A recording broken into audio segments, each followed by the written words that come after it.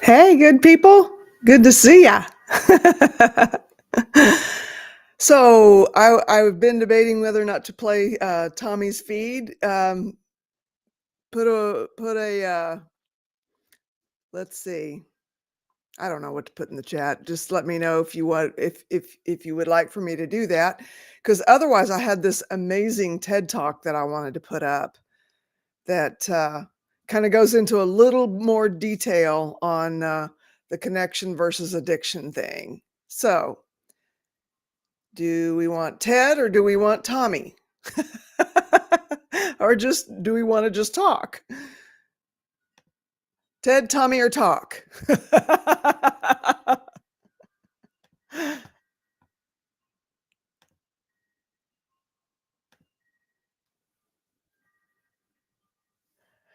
A Rolling Stone, Lene, and Ben, thank you so much for being here. I appreciate y'all.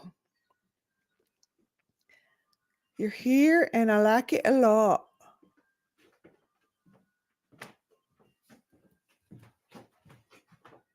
So yeah, do we want Tommy, Ted, or talk?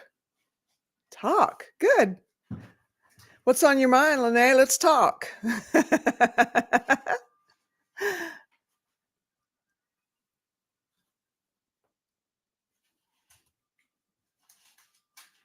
So yeah. Hey, plant freak. Hi. Fine. I'm feeling really good today. Good. I went and dealt with the phone situation and decided that I'm not waiting to hear if my ex is going to let me transfer the number or not. And I also figured out that with having an Ontario number, phone plans are going to be more expensive. Okay. With a Quebec number, they're going to be about $20 a month cheaper. Okay. So I'm like, you know what? I'm going to switch my phone to Quebec. I'm going to completely do this. And I got a new phone even with it. So I wasn't expecting any of that. It felt really, really good. That thing that he could hold over you right on out of his hands. Yeah, girl. Exactly. So that felt really, really good. And today's my mom's birthday, which she passed away when I was 7. Right. So it's kind of like, I was just I needed to get more done today just to kind of like in her memory. Okay. And after I got the phone, I decided I was going to go treat myself to a McDonald's breakfast. I had enough. I'm going to go do that. I do that. I get my food. I go sit down, and she left a CD and her diary on my dad's bed and left a CD on my bed. And she highlighted a song on mine, and it was Whitney Houston's I Will Always Love You. And that song was playing when I sat down and I was eating my food. And I'm like raccoon eyes, crying in the middle of the like mall eating area. I have big old So it was like, right? It's like the universe and my mom telling me I'm here. And it was, it's this third time I've told the story, so I'm not as teary, but the first bawling my eyes out. And it feels good. It feels good. And then I'm just popping on quick because actually one of the girls here that likes to practice her English, we're going to go out for dinner to celebrate this evening. So. Well, good. Celebrate your birthday, celebrate your mom's birthday. That sounds great. And to celebrate it's the first time in 11 years I've had something in my name. And I've not had to argue or fight. So this is it. I love it. I know it's small to some people just having, a phone in your name. It's not small. But like this is huge to me. It's huge. Like it was a little bit more than I expected. Yeah. So it was a little bit more than I expected to pay, but at the same time I knew I don't have the best credit and I was going to have to pay a little bit of something anyways. Okay. But I was able to do it. And the fact that I was just able to do it, that made me feel good. Yeah. I think it's fabulous. And I know it's huge. Yeah. I know it is. Thank you. You just took that power away from him and you gave it to yourself. Wonderful. Yeah. Wonderful. Yeah. And I did it before the courts even needed it done and all of that. I'm like, yes, this feels so good.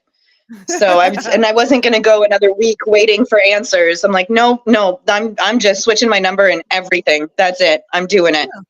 Yeah. So I have US calling now too. And I was just like, yes, because most of my friends are in the US. That's amazing. Because says you look very pretty. Thank you. All dolled up for dinner. It will. Yeah. I love it. So so I proud of wanted to you. share the Oh my good God. news I with mean, you I don't know guys. if it's my place to be proud of you, but I am. I appreciate the pride because everything for me was external for a long time. So feeling it internally sometimes is hard. Mhm. And it felt really good. Like I messaged a friend earlier and they're like, I am so proud of you. I am so proud of you for just going out and doing it and getting it done. And I know the anxiety that you were going to have changing your number, but you did it. So it just feels so good. So the pride I appreciate. I appreciate. I love it. I love it so much. So Yes. today's a good day. And yesterday, was all those little steps, the 17 calls, my God. But it was all the little steps and it didn't have a full answer on anything. So just to have a full answer on the phone. Was the bulk of those 17 calls on this thing of getting your number transferred to a None of them. Oh, okay. None of them. I've Okay. been waiting. My lawyer was off yesterday. I was really hoping to get an answer about the phone number yesterday, but I didn't. So whatever. But because needing a meeting and the lifeboat isn't considered a recognizable peer support group to the government here, I needed to call a couple government recognized addictions groups. So I put my calls out, and then I'm waiting for calls back still from those, but whatever. I put my calls out. That's done. I started the mental health reassessment the process it's going to take, because it's going to take months to actually see a psychiatrist. So I started that. I talked to somebody about housing, and they're helping me in the area where Rowan is. About housing, and they're that same working their person butt you were off. talking about the other day? Yes. Okay. Yes. So they're still on it. That's good. Yeah, they're still on it, and I'm keeping in contact. I talked to Child Services yesterday, so it was like a nonstop process. And that was my birthday gift to me, though. It was, you need to get things done. You need to do this. Okay. And as much as I was exhausted by the end of the day, it was like I did what I could do. Right.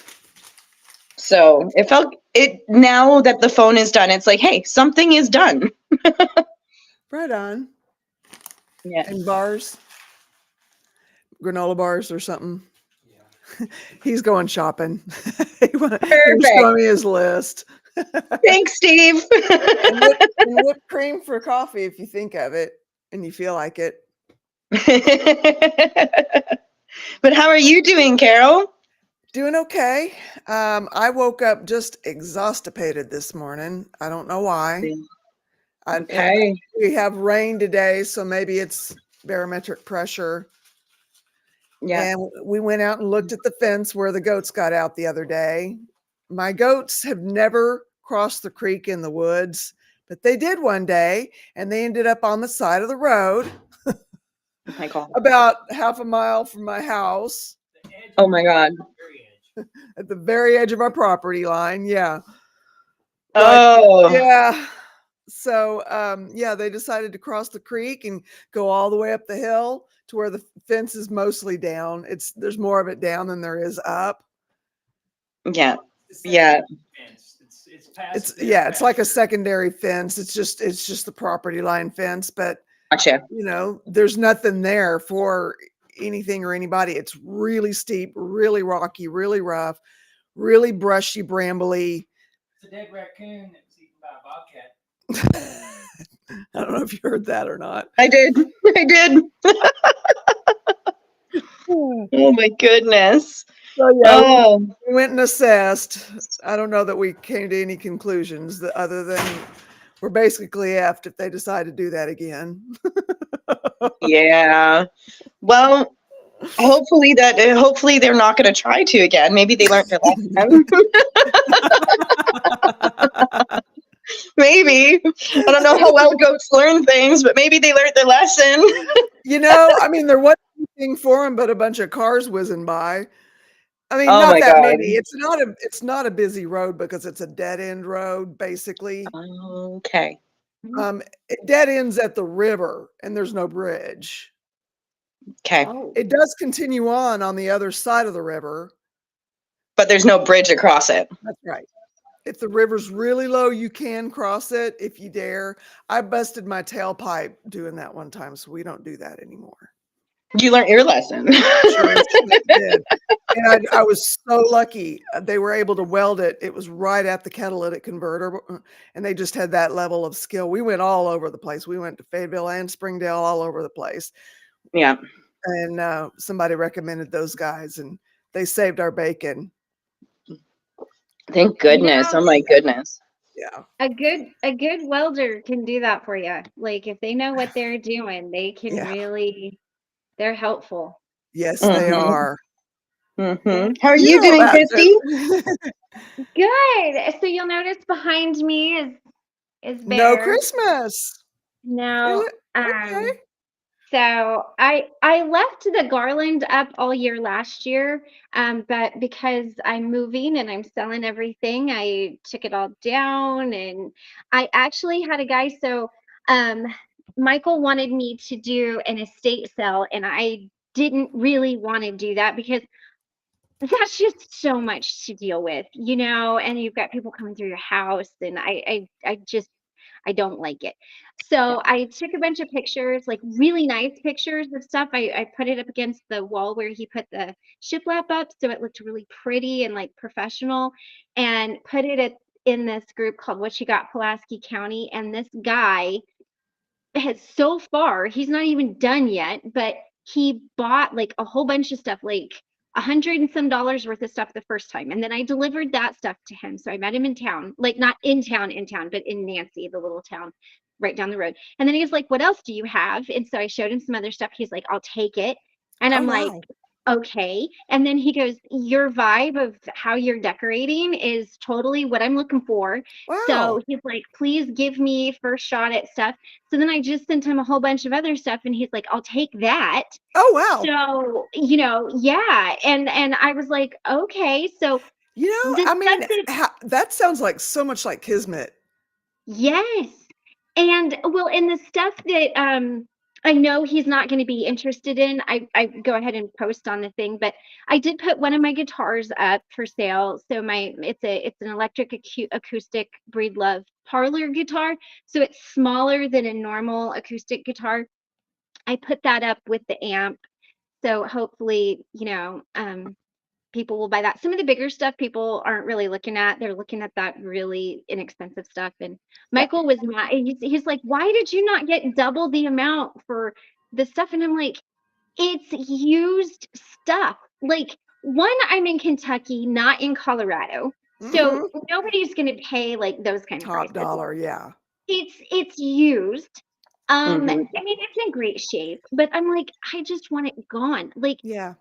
I mean, what and good is it sitting there till and then you had the last day and to figure out, oh, well, I guess I'm right. gonna have to donate this stuff. I Yeah, mean, exactly. And yeah. I told him, I said, some of the stuff, like he's got a welder that he's like, "I want $100 for the welder." And I'm like, "Okay, fine. Like then I won't take any less for that."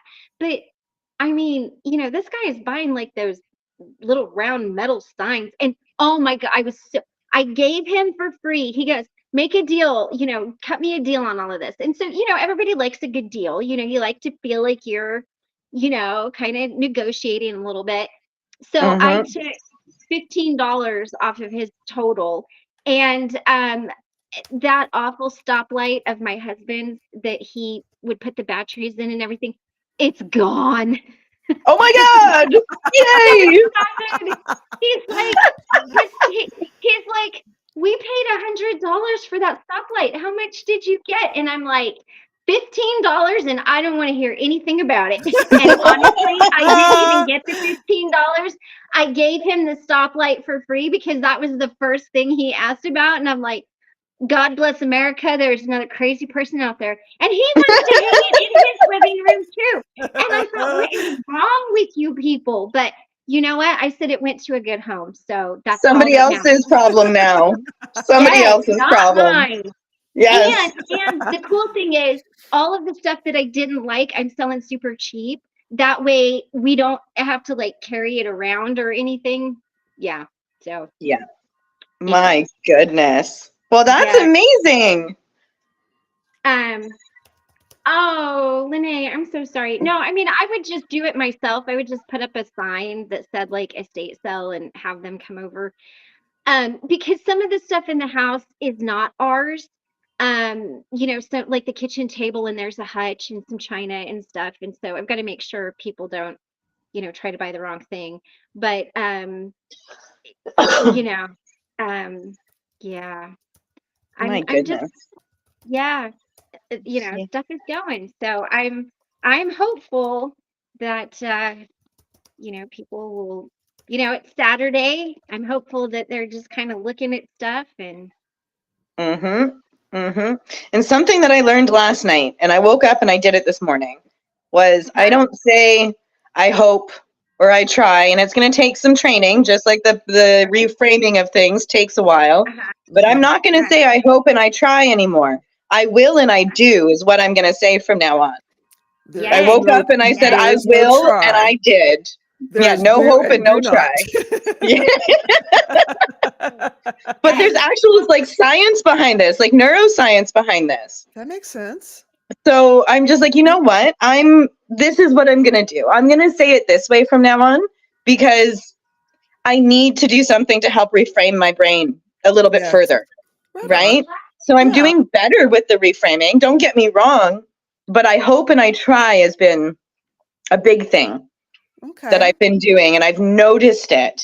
And then somebody had mentioned it to me and I was like, oh, I didn't even like notice that I just said that. So it's happening when I don't even notice it as well. And I'm going to push, and this is going to be an extra reframing step for me. It's I will and I do and I am, and that's it.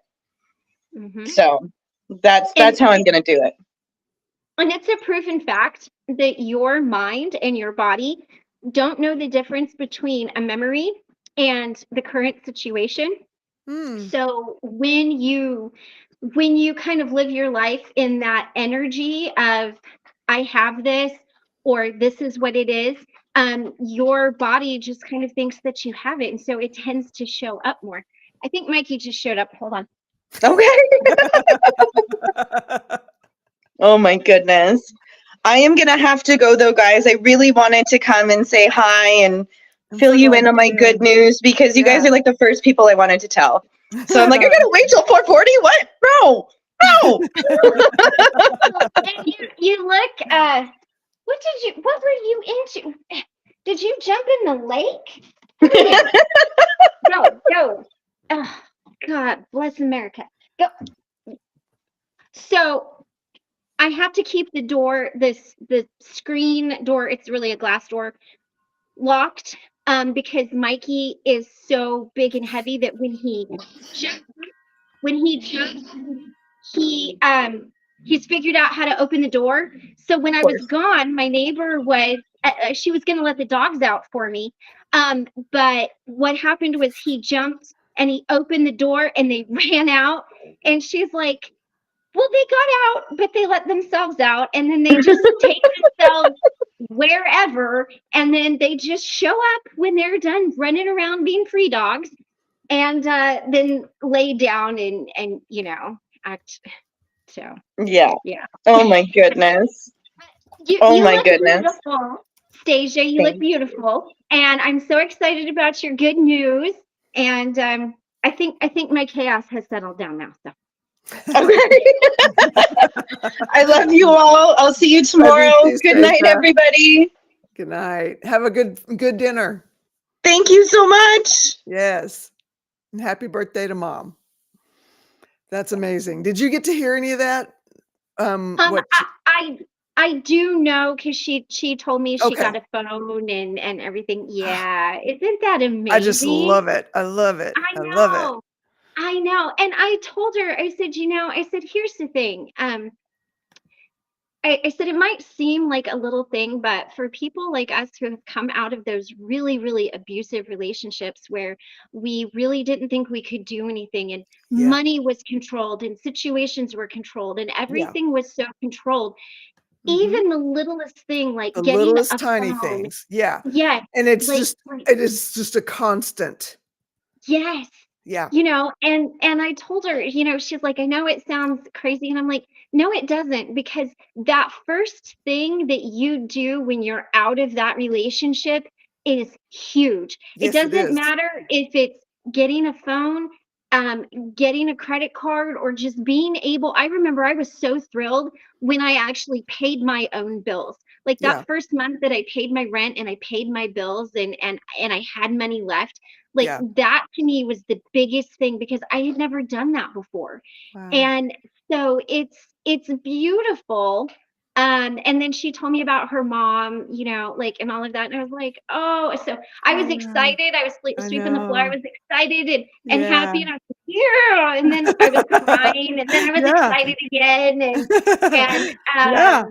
Mhm. but Mhm. it's amazing. It It is. is absolutely amazing. And Mhm. to see the steps like that and things kind of just come into place is really beautiful, Yeah. It is. especially with everything that's been going on. Like it's such a positive thing. Mhm. Like it really is. It Yeah. really is. I was just, hey everybody, CK, Lene, Ben, Pup Groomer, glad you're here. Yes. I wanted to talk about something. Okay. And it's not really that I need a meeting, but it's something that I kind of wanted to share because I've seen this a lot and I felt this myself. There was a post, and it was by somebody who pops into needing a meeting every once in a while. But there was a post on the lifeboat that said that this person was struggling with food addiction and that they had eaten like two great big slices of cake, and they, after they ate the first slice of cake, they felt sick, and but they kept doing it anyway. And Yeah. that Tommy's relapse had affected this person and caused them to kind of like eat this cake, and they just felt horrible about it, and it was it was an issue around food, and this person said, it's not an addiction, but I want to say it is It addiction is. It is. because, and for whatever reason, people who struggle with food, whether you don't feed yourself enough or you overeat or you binge and purge, whatever that looks like, Yeah. that is an addiction, and it is something that is serious. And I Yeah. sent this person a personal message, and one of the things that I said was, you know um I think a lot of times we think, well, I'm not addicted to meth or coke or heroin or pain pills or whatever, or I'm not an alcoholic, and so my thing isn't the same. But I want to say that yes, it is, It because is. if you quit drinking, it can kill you. If you Yeah. spend too much time on heroin, it can kill you. And if you don't eat or you eat too much, it can It can kill kill you. you. So Yeah. it is just as important of a thing for us to talk about Yes. and to share. And it's so complicated. There's so much shame that goes with it. Like I've Yeah. shared my story about the scale and hiding the scale and the laxatives and everything else. Like there's just as Mm. much to it. And so if you're Yeah. out there and you struggle with food, And they like hide, and you hide when you're in that too. yes, You yes, do. You hide. And that's what we do as addicts. We yes, hide, we lie sometimes. We lie to ourselves most yes. times. That's what I was just gonna say, Mhm. Yeah. um, and you're like, oh, and I find myself, I'm glad Michael threw away the scale, but I would find myself doing that. I would be up like 3 pounds, and I'd be like, oh my God, well, stop, stop. Yeah. I mean, I would have to stop myself, and I would be like, you ate, or my belly would get a little bloated because I had carbs, and carbs just do that to me, you know. and Yeah. I would panic, and Mm. I really had to stop myself, and that's Yeah. part of being here alone. It is so Wow. easy for me to just, like, no one would know, and that's Right. why I wanna be accountable to you guys, but Yeah. also, why I'm excited to go back on the road with Michael, but, you know, it is a real thing, and the Y hiding is real, yeah. and, you know, you see sometimes with, especially with the anorexia side of it, you see people that are really, really skinny, and, you know, I think sometimes people think, um, you know, that person maybe wants to be skinny, that it's a little body dysmorphia. And I'm not saying that it's not, it could be. But I think for the majority of people, it is a control thing. It is a, Yeah. you know, I've got to control this. And Yeah. the one thing I used to hate was when someone would tell me, well, just go eat a cheeseburger. Sometimes when you have starved yourself to a certain point, you cannot eat a cheeseburger. Yeah. It will make you physically ill. Yeah. You have to Yeah. wean yourself back onto food the Mhm. same as you weaned yourself off of Off of food, you know? mhm. And Mhm. and so there's so many, you know, hurtful things that are said, and I just wanted to give that validation to everybody that if you are struggling with food, whether you're overeating or not eating, Mm. there's a lot more to it than that, but that is real. And it Yeah. is an addiction, and it is a real struggle, and it is Mhm. just as im- detrimental to your health Mhm. as drinking can be, or prolonged drug use can be, and Yeah. I'm dealing with the effects of that, and I just want everybody that's here to know that whether you're a guy or a girl or whatever, like, you know, I see you, and I see your struggle with food addiction, and Mhm. please know that this is a place you can come to, you can talk about it, and you know, I know it's shameful, there's so Yeah. much shame There is. tied to it, Yeah. Just like and with just like with my drinking, I it did get to the point where I was drinking alone in my apartment, which I never thought I would ever get to. I was a social drinker when I was Mhm. just a regular drinker. Mhm. I don't know if I was Yeah, a normie or not, but, I certainly wasn't an addict starting out. right. Yeah, And I'd be and and I'd always and I would judge people that would drink alone in their apartment. yeah, I'll never yeah, do that. Well, guess what? I did do that. right. And I think it happened so quickly. And I see a Mhm. few comments here. Bruce says, "Sweets are my weakness. Ice cream, I could live off of it." You know, here's the thing, my sweet donuts are my thing.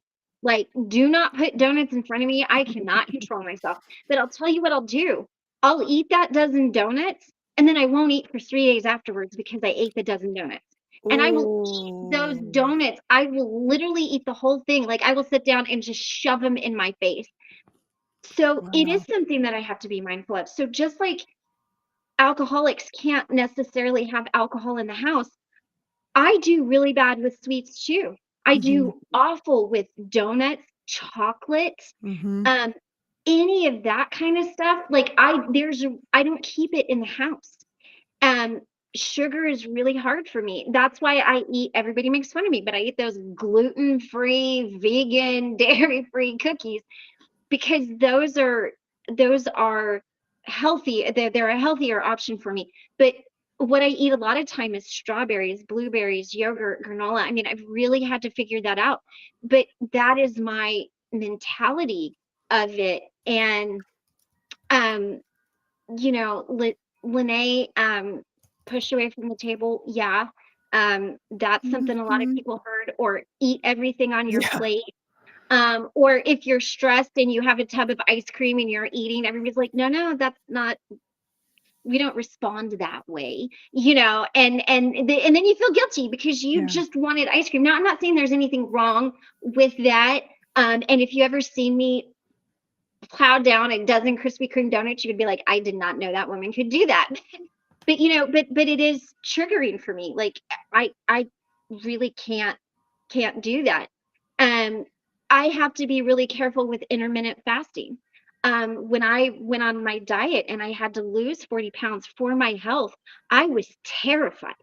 You guys, I was Mm. so terrified I because would think.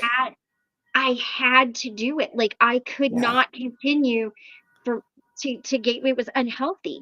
And it was just as unhealthy to be 40 pounds overweight or 20 pounds overweight as it was to be 20 pounds underweight.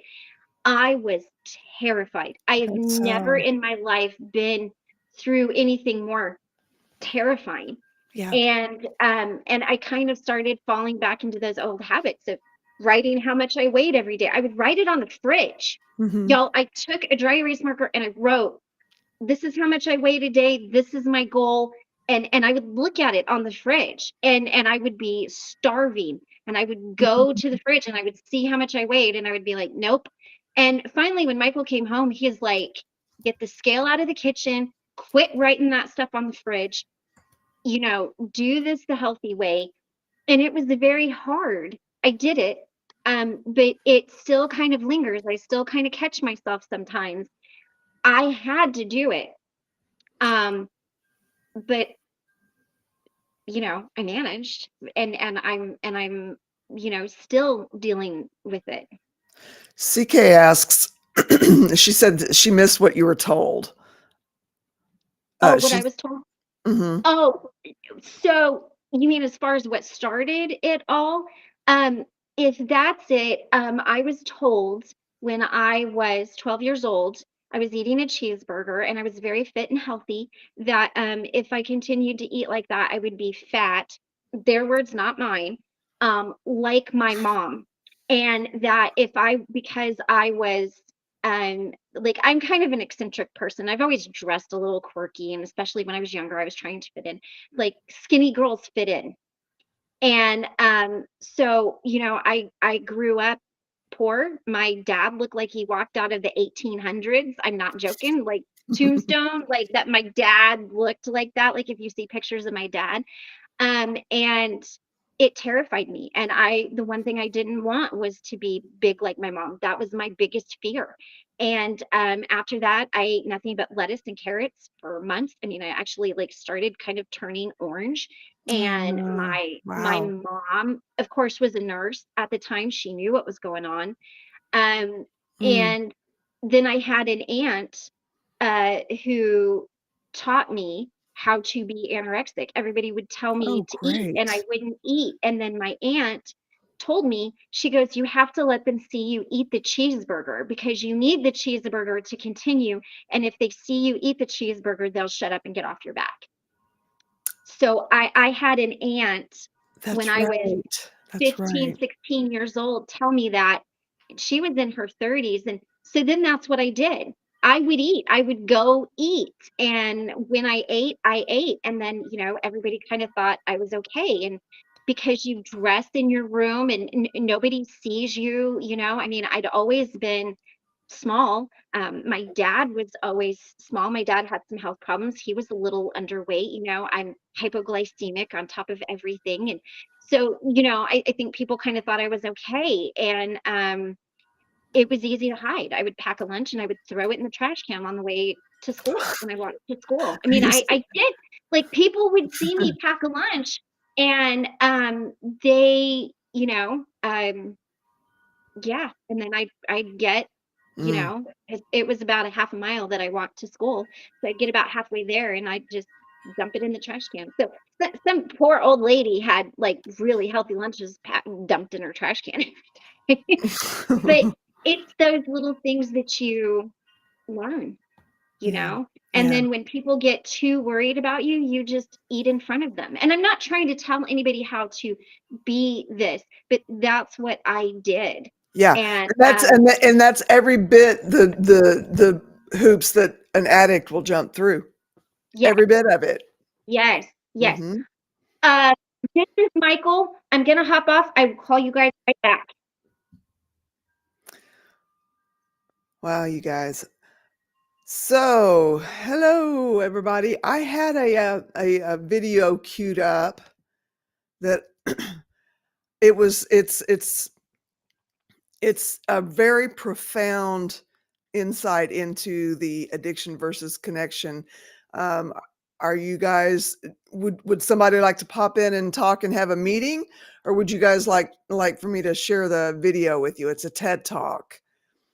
I'm the same, Christy, at restaurants. All I get is soup or ice cream. Family knows and tells servers to back off and bring me soup. Aw. So I'll put the link in if anybody wants to come in and have a meeting. But yeah, this was, I thought it was amazing. And I haven't done the research to back it up to see if what they're saying is a true statement. But, I don't know that, it could be up on a TED Talk for very long if it wasn't the truth.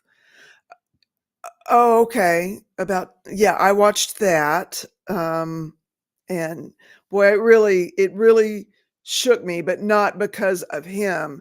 It shook me because of my own sobriety, and looking at, like I feel like I'm missing out on a part of recovery, because there's a lot of people that say that relapse is a part of recovery, whether it is or whether it isn't, I was too scared to do it when I was still trying to get healthy. And then, I turned my attention to extreme religion, and eventually a cult. But, it did come back around again once I left the cult. And, it's always been that nagging thing. And I feel like there's a part of me that does feel like, well, maybe I'm not a real addict because I didn't do the real relapse thing. So that's what it shook me, the way it shook me. Not that he did it. I totally respect that he just came clean about it. And I respect him more than ever, having done that. Someone taught me too. Wow.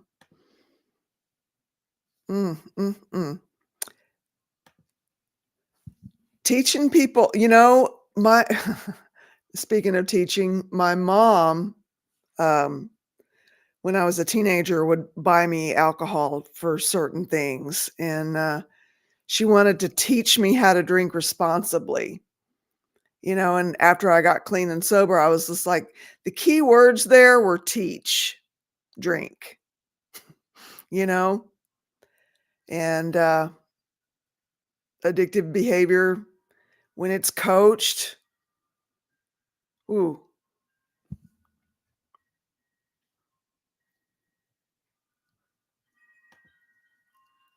So I missed something. Well, anyway, since no one's coming into the meeting, are you guys okay if I share this video? I have it on 1 1/4 speed up. So I wanted to play this because it's really good. Let's see here.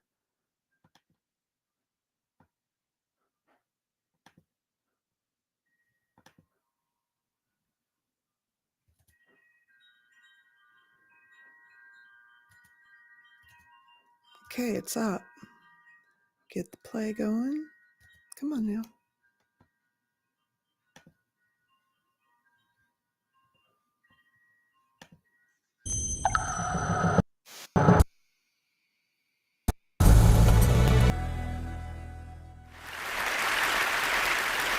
One of my earliest memories is of trying to wake up one of my relatives and not being able to. And I was just a little kid, so I didn't really understand why. But as I got older, I realized we had addiction in my family, including later cane addiction. I've been thinking about it a lot lately, partly because it's now exactly 100 years since drugs were first banned in the United States and Britain, and we then imposed that on the rest of the world. It's a century since we made this really fateful decision to take addicts and punish them and make them suffer. That would deter them. It would give them an incentive to stop.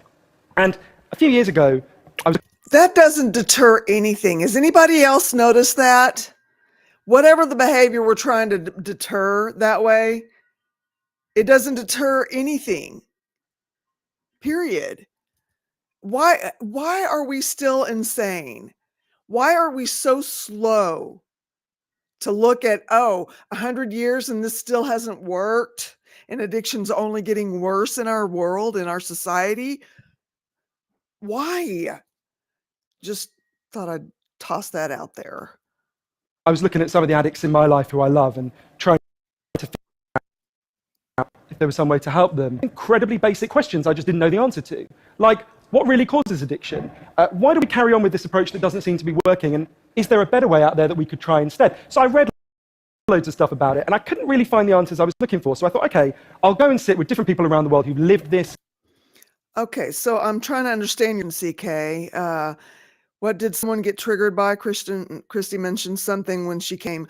Okay, somebody went into the lifeboat sharing about, that they didn't really feel like they had an addiction, but they struggle with food. And we just went into the fact that every bit of the behavior is the same.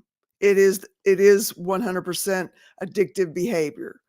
We do mental gymnastics around telling ourselves whatever we have to tell ourselves to carry on with it. We hide, we lie, mostly to ourselves.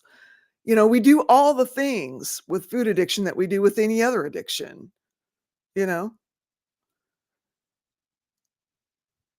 All righty. So that was that. This and studied this and talked to them and see if I could learn from them. And I didn't realize I would end up going over 30,000 miles at the start, but I ended up going and meeting loads of different people, from a transgender crack dealer in Brownsville, Brooklyn, to a scientist who spends a lot of time feeding hallucinogens to mongooses to see if they like them. It turns out they do, but only in very specific circumstances. To the only country that's ever decriminalized all drugs, from cannabis to crack, Portugal. And the thing I realized that really blew my mind is almost everything we think we know about addiction is wrong. And if we start to absorb the new evidence about addiction, I think we're going to have to change a lot more than our drug policies. But let's start with what we think we know, what I thought I know, right? Let's think about this middle row here, right? Imagine all of you, for 20 days now, went off and used heroin 3 times a day.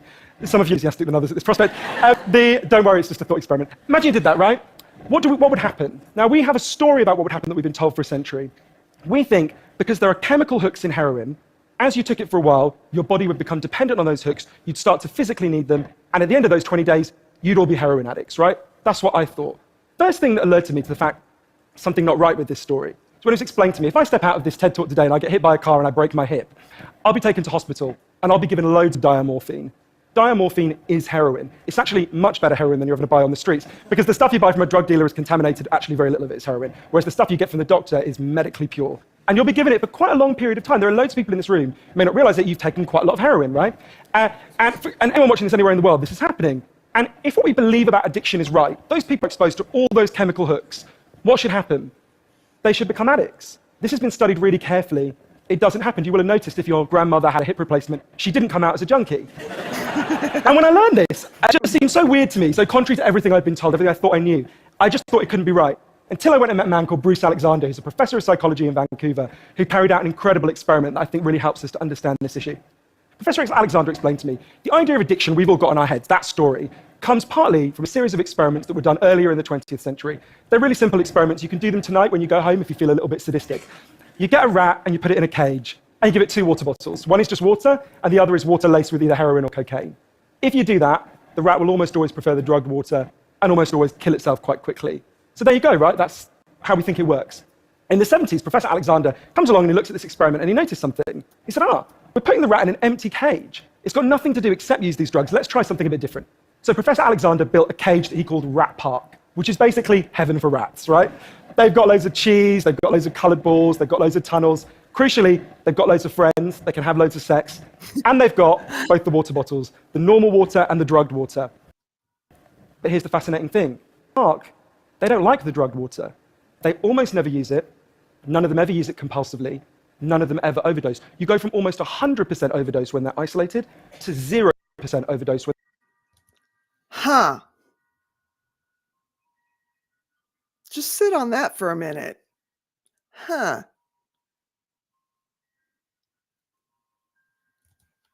And they have happy and connected lives. Now, when he first saw this, Professor Alexander thought, maybe this is just a thing about rats. They're quite different to us. Maybe not as different as we'd like, but, But fortunately, there was a human experiment into the exact same principle happening at the exact same time. It was called the Vietnam War. In Vietnam, 20% of all American troops were using loads of heroin. And if you look at the news reports from the time, they were really worried because they thought, my God, we're going to have hundreds of thousands of junkies on the streets of the United States when the war ends. It made total sense. Now, those soldiers who were using loads of heroin were followed home. The Archives of General Psychiatry did a really detailed study, and what happened to them? It turns out they didn't go to rehab. They didn't go into withdrawal. 95% of them just stopped. Now, if you believe the story about chemical hooks, that makes absolutely no sense. But Professor Alexander began to think there might be a different story about addiction. He said, what if addiction isn't about your chemical hooks? What if addiction is about your cage? What if addiction is an adaptation to your environment? Looking at this, there was another professor called Peter Cohen in the Netherlands who said, maybe we shouldn't even call it addiction. Maybe we should call it bonding. Human beings have a natural and innate need to bond. And when we're happy and healthy, we'll bond and connect with each other. But if you can't do that, because you're... Is this beginning to sound familiar? I mean, I love having somebody else back up what Tommy says about the opposite of addiction being connection. I love it. Because you're traumatized or isolated or beaten down by life, you will bond with... And this guy studies this. I mean, he did some research. something that will give you some sense of relief. Now, that might be gambling, that might be pornography, that might be cocaine, that might be cannabis, but you will bond and connect with something because that's our nature. That's what we want as human beings. And I think, at first I found this quite a difficult thing to get my head around, but one way to help me to think about it is, I can see, I've got over by my seat there a bottle of water, right? I'm looking at lots of you, and lots of you have bottles of water with you, right? Forget drugs, forget the drug war. Totally legally, all of those bottles of water could be bottles of vodka, right? We could all be getting drunk, I might after this. But we're not, right? Now, because you've been able to afford the approximately £1 gazillion that it costs to get into a TED Talk, I'm guessing you guys could afford to be drinking vodka for the next 6 months. You wouldn't end up homeless. You're not going to do that. And the reason you're not going to do that is not because anyone's stopping you. It's because you've got bonds and connections that you want to be present for. You've got work you love. You've got people you love. You've got healthy relationships. And a core part of addiction, I came to think, and I believe the evidence suggests, is about not being able to bear to be present in your life. Now, this has really significant implications. The most obvious implications are for the war on drugs, right? In Arizona, I went out with a group of women who were made to wear T-shirts saying I was a drug addict and go out on chain gangs and dig graves while members of the public could jeer at them. And when those women get out of prison, they're going to have criminal records that mean they'll never work in the legal economy again. Now, that's a very extreme example, obviously, in the case of the chain gang, but actually almost everywhere in the world we treat addicts to some degree like that. We punish them, we shame them, we give them criminal records, we put barriers between them. Which is criminal. That's the criminal part of it. That's the criminal part, is that we do that very thing to our addicts who need help and love and support. We give them the opposite, the most detrimental thing you can give to somebody. Between them reconnecting. There was a doctor in Canada, Dr. Gabor Mate, an amazing man, who said to me, if you want to design a system that would make addiction work. Now, there's a place that decided to do the exact opposite, and I went there to see how it worked. In the year 2000, Portugal had one of the worst drug problems in Europe. 1% of the population was addicted to heroin, which is kind of mind-blowing. And every year, they tried the American way more and more. They punished people and stigmatized them and shamed them more. And every year, the problem got worse. And one day, the Prime Minister and the leader of the opposition got together and basically said, look, we can't go on with a country where we're having ever more people becoming heroin addicts. Let's set up a panel of scientists and doctors to figure out what would genuinely solve the problem. And they set up a panel led by an amazing man called Dr. João Goulão to look at all this new evidence. And they came back and they said, decriminalize all drugs, from cannabis to crack.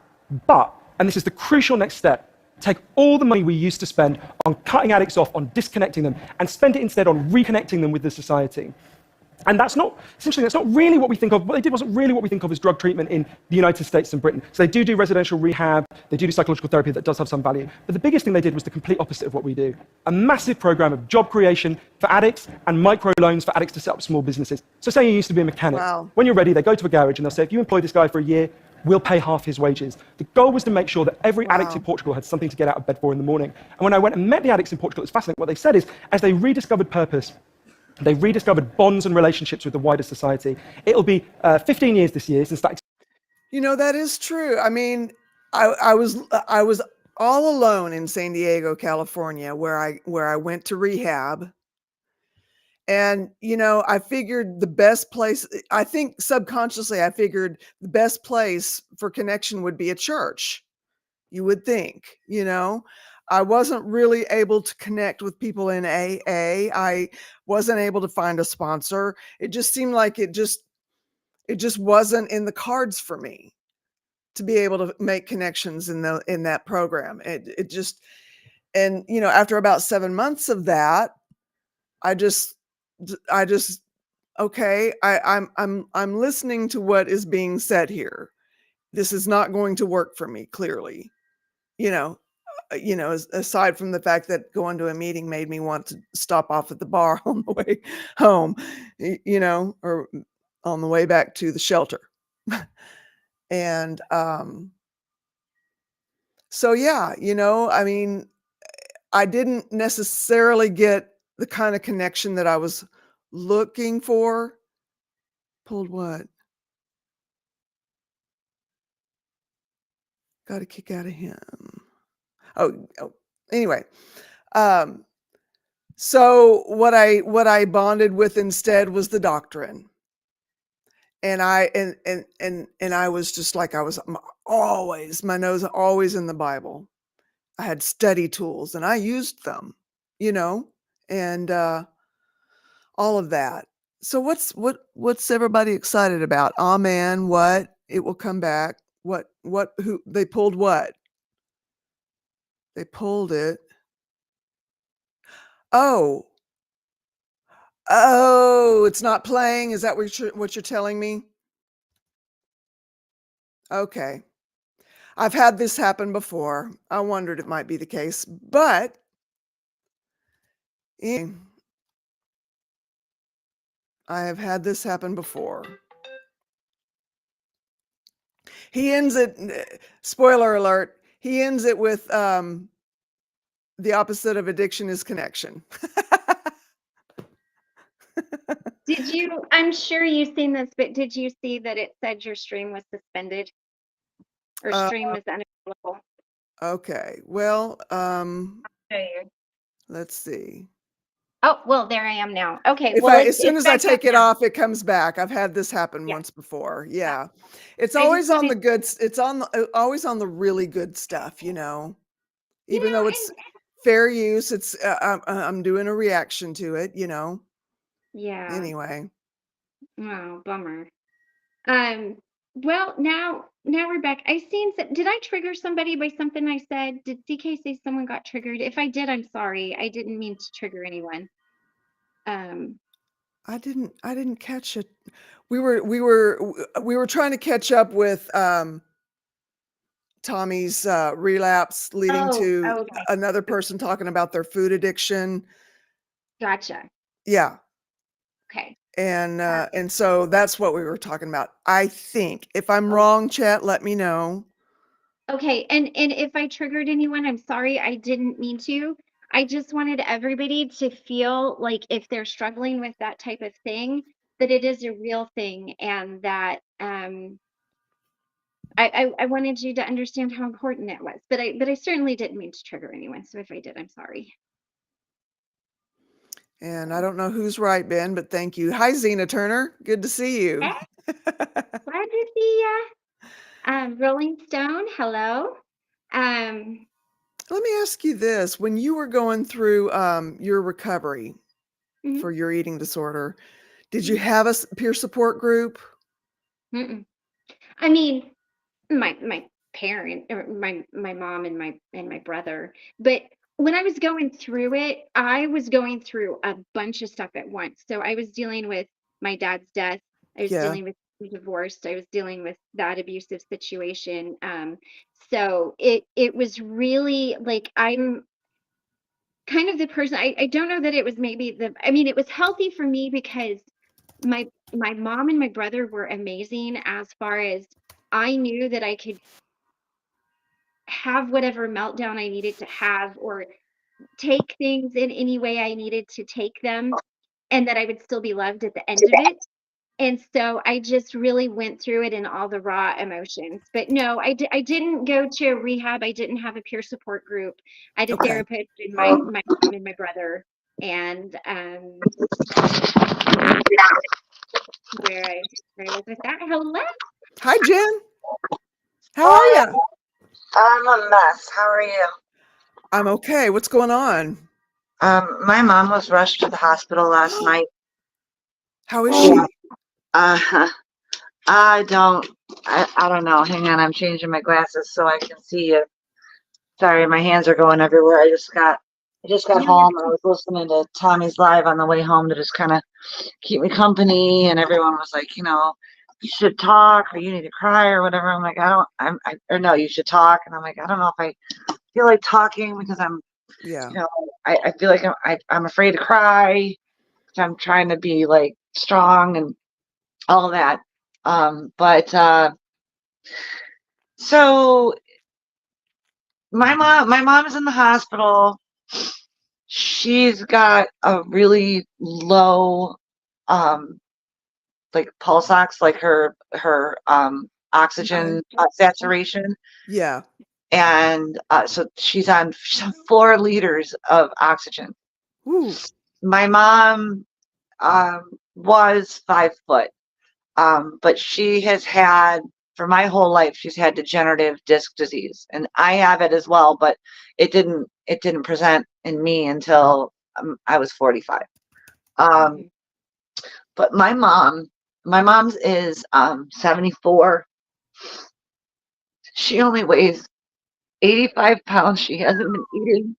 Oh. Been lying to all of us about her health. Um, Oh no. she has the entirety of her bottom is covered with a Oh. bed sore. It hasn't Yes. it hasn't broken open yet. Okay. Oh. Did a chest they did a chest x-ray, a chest CT, both were clear. On her other CT, the attending, who didn't even come in till after 2 in the afternoon today. I know it's the weekend. I'm getting really sick of people saying, well, it's the weekend. It's a hospital, people. Yes. They should have some kind of specialist in this hospital. Anyway, um, she I mean her eyes are really red, and there's this awful yellowish green goop inside of it that comes up, and you have to clean it out.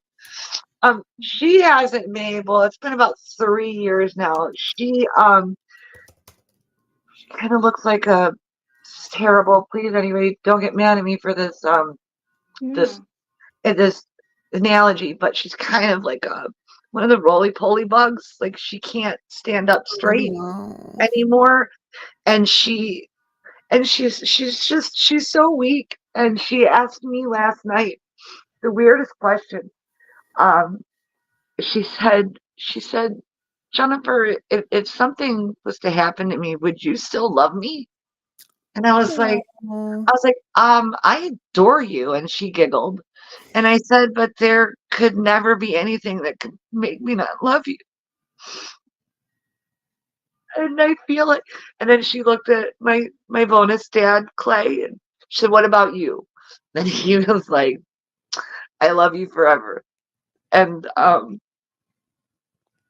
feel like she said, it was last night too. She looked at me and she said, Jennifer, my tailbone is killing me. And then she grabbed my hand and she said, I mean, it's killing me. Like for real. Oh.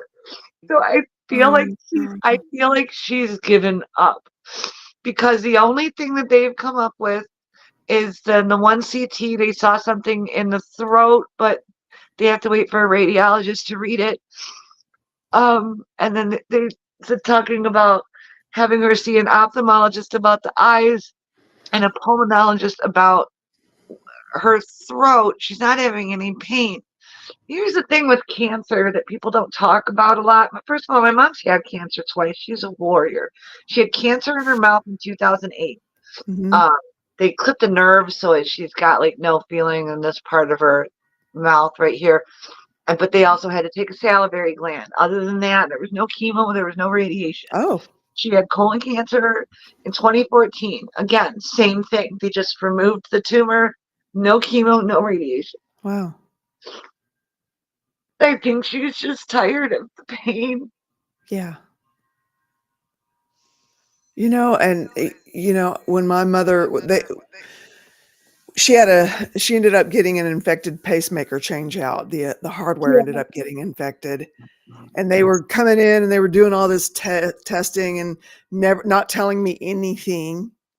All of Yeah. it was maddening until finally, after they did the last test, they came in with a chaplain. It was Mercy Hospital, and I thought, "Uh-oh, this isn't good." And they told me that they had done everything that they could do and that they were turning her over to palliative care. And I, I was in a real hard place of having to respect, okay, is she going to want to live or is she not going to want to live, And she fought and she won. We got 10 more years with her, Good. you know. Good. And my little sister's not holding up well. She's 40, so there's a 13 and a half year difference between us. And she last night she had just gotten out of work and she stopped, so she was all like, feeling aggressive or whatever. And when she came back today, she was like pretty much crying the whole time she was there. So I kind of feel like this triple need to be the rock, because Clay is really emotional and scared, and Melissa's really emotional and scared. My mom's really emotional and scared, and I'm really emotional and scared. But so I think because of how I've evolved as a person, putting so much work into myself, that I am capable within the confines of that building, or at least in that room, in front of my family. I can be the rock.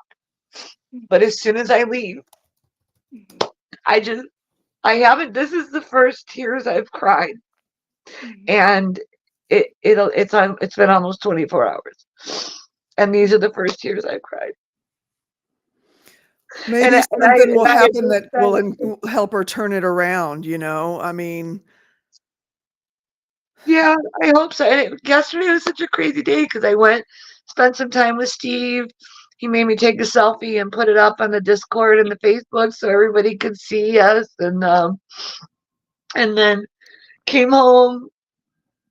Um, I think I was watching the lifeboat when I got the call 'cause I think it was late, and I just turned everything off and put socks and a sweatshirt on over the thing I was wearing, and just ran out the door and drove right to the hospital and didn't think anything of it. Didn't leave till 1 in the morning. I mean, they've done 2 CT scans, an X-ray, blood work. They did blood for cultures, which obviously, takes at least 24 hours, but her white blood cell count is not high, so she's not fighting any sort of infection or anything. They did excuse me, sorry, now my digestive problems are acting up. mm, Um, they did an ultrasound on her legs looking for blood clots and stuff.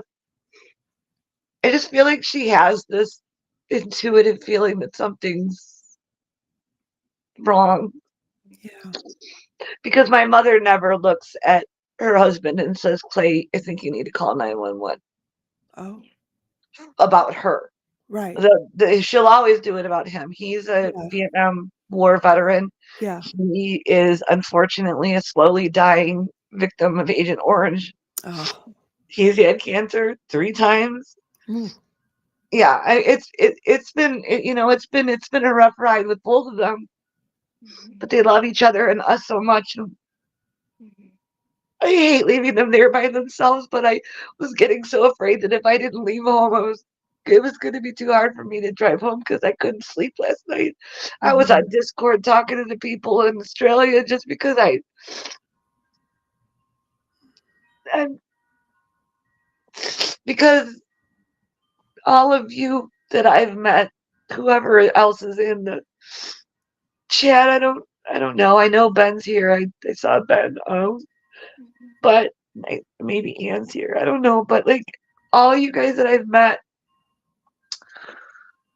since the end of November or beginning of December, whenever it's been, have become my, you know, my additional support system, and a support system in a way, like, my family doesn't have a clue that I have a Facebook, I mean, a YouTube channel. They don't know, because I just, I don't need my family to know, right? Like, Mhm. I'm not ashamed of it. I'm very proud of it. I just, yeah, I don't, I just, I might, eventually we'll see what happens. But you all have become a real comfort to me, Good. you know, because, I was, when I came in to this community, I was coming up on a year since finding out about the troubled teen industry existing, and then all the memories starting to come back, Yeah. and I was coming on, 18 months of searching for a therapist, and then found one at the beginning of the year, and I've had 5 sessions with her. I do it every week, and it's been really wonderful. She's been so incredibly helpful. Right on. Good. And I know that all of our parents, as we get older, they get sick, and I know that, everybody dies. Yeah. Mm, It, I'm so it, sorry. It's like it, the longer we go with no answer, the Oh, yeah. more scared I get. Yes, absolutely. 'Cause that feels like a bad sign to me. Yeah, And I'm I know that fighting really feeling. hard to be optimistic, right? I am an optimistic, kind, giving, loving person, but I can't lie to myself. I can't lie of what it feels like. I can't lie about what I see in her eyes when she says the things that she says to me. Mhm. Oh, Well, and It's so much easier, you guys, when I'm helping and supporting other people. yeah, I do yeah, so much better with helping and supporting other people than I do with feeling my own feelings. I mean, I'm getting better at feeling my own feelings, but not when it comes to the idea of any of my 3 parents' death. I mean, my dad's married, but F that bitch. She's an alcoholic. She's an abusive alcoholic, and I can't stand her. But I have 3 wonderful parents, and my dad has a wife. Uh, but for different reasons, each of my parents is this, the reality of them dying. It feels different with both of them. And I think that most people say that, like, it feels different with the mom or the dad, right? Like, um, my dynamic was a little bit different, just due to my childhood stuff, but I don't want to talk about that right now. But my mom and I have become so close again in the last 7 years. And to 6 since I've moved home. And I just I just know that it's just gonna break everybody's heart. It's gonna break oh, my sister's heart. It's gonna break yeah, Clay's heart. It's gonna break Brielle's heart. It's yeah, gonna break my heart. yeah. Her sister, who had a stroke in 2009 because she was an alcoholic that wouldn't take hypertension drugs, Wow, is still alive. wow. Like, I just hope that she's not giving up. I hope so too. Maybe it's just a point that she's reached, and maybe something will turn. You Yeah. know, because I know what that's like. It's very scary when they come in with one more test and one more test and one more test, and it's looking worse and worse and worse and worse. Right. And when they avoid you all day, like, I was there at 8:30 in the morning. Clay was there at 8. We did not see a doctor until Clay had gone home to take care of their dog and grab some stuff from my mom. And it was me and my sister there when the attending came in at, like, just after 2 o'clock in the afternoon. Mhm. And she's like, oh, she told us about the chest CT, and then was talking about her eyes. And I asked her, I'm like, what about the CT scan from 5 o'clock this morning? She's like, oh, I have to go back and look at that. I'm like, all right, bite your tongue. Because I was about to say, you didn't look at it before you came in here. You look at the one that they just did an hour ago, but you're not looking at the one from, okay. And then when she came in to talk about that, one of my friends had stopped by at the hospital to support me and give me a hug and see my mom, but my mom is not up for anybody but us three. She won't even let Brielle come, my niece. Oh. Yeah. And so I went outside, and that's when she came back to talk about the thing in the throat. So I missed that. But my sister managed to explain it pretty well, but she can't handle it. I forced her to because I needed a break, Mhm. But then of course I felt guilty when I came back and found out the doctor came back in while it was just Melissa and my mom. Mhm. Yeah. You know, I've been making notes as you were talking because I wanted you to be able to share. Thank you. You're welcome. It's a very different thing knowing something as opposed to feeling it and dealing with it, right? That those are two very different feelings. You can know something in your head, but when your heart knows it, it's a whole different ballgame at that point. And it is really difficult. Um, one of the things when my dad was dying, um, I was the one. I was very close to my dad, and I was the one that was everybody was worried about. They're like, "Ooh, Christy's not going to do well with this." Um, but it got to a point where I accepted. I just kind of knew what was going on. My heart knew what my head didn't want to know. And Yeah. I had to sit down with myself and make my head realize what my heart knew. Now, I'm not saying that that is your situation. I'm just talking about mine here. Yeah. And once I did that, and I cried, and I cried Stop about it. it. Mhm. Um, what I found was that it was easier for me to be strong. And I had a freak out moment. I mean, y'all, it was not pretty. But once I had that and I realized, okay, you know what? And again, just my situation, not yours. I knew that cancer was going to take my dad. I knew he was not going to come back from it. I knew it. And once I accepted that in my heart and I had my freak out moment, I became the strongest one because I had already dealt with it on a very small level, personally, alone. Like, I mean, I said not nice things to the universe, like really not nice things. And but that's what I needed because we have to process those emotions, right? We are always talking about wise mind, but you have to feel your emotions, right? And you can't always just drag yourself kicking and screaming. The one thing when I was alone, it was just me and my dad when we found out that he was going on to hospice. And I had to leave the room. I was like, okay, I have to, I know what this means. I have to leave.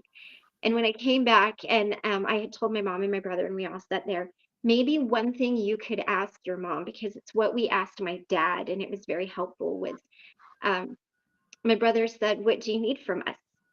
What do you need us to do now? Because we'd already had the hospice diagnosed. So we knew at that point there was no coming back, right? And you're not there yet. And so again, my story, I'm not pushing any of this on you. But my dad looked at us and he said, just be here for me.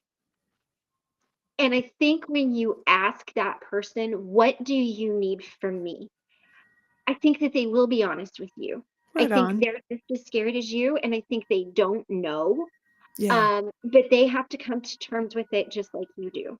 And Yeah. Right. they're trying to be strong for you, just like you're trying to be strong for them. So everybody's being strong for everybody, and nobody's really falling apart. And that's a good thing, but it's also maybe there's nothing wrong with falling apart. You know Yeah, what I I mean, I mean? kind of Mhm. envied my sister today that she was able to do that in front of Yeah. my mom. Yeah, and I mean, and I totally understand where you're coming from as far as, you're like, I don't want to do this.